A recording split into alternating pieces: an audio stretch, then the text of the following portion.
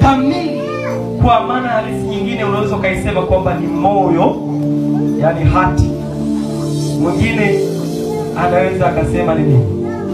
Lakini moyo wa mtu, sehemu yote ambapo unaona Biblia imeandikwa moyo wa mtu, maana yake ni dhamiri yake. Dhamiri. Kwa hiyo dhamiri ya mwanadamu ni asili yake, inakuwepo ndani, inampa uwezo wa kutambua kwamba hili ni jambo jema na hili ni jambo baya. Ni kwa asili. Yaani hiyo sasa haijalishi kwamba umehubiriwa au haujahubiriwa.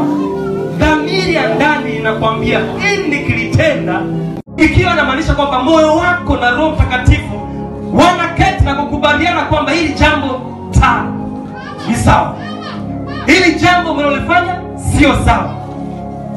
Dhamiri ya ndani. Naweza kusomea Warumi 9:1. Warumi 9:1. Warumi 9:1.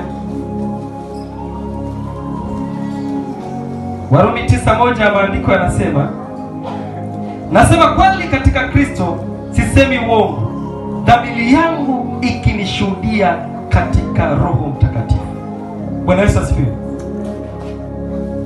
Kwa hiyo huwezi ukajitenga mbali na dhamiri yako. Maandiko yanaposema kwamba dhamiri inaposhuhudia pamoja na Roho Mtakatifu, ikiwa inamaanisha kwamba moyo wako na Roho Mtakatifu wanaketi na kukubaliana kwamba hili jambo ni sawa, hili jambo mnalofanya sio sawa.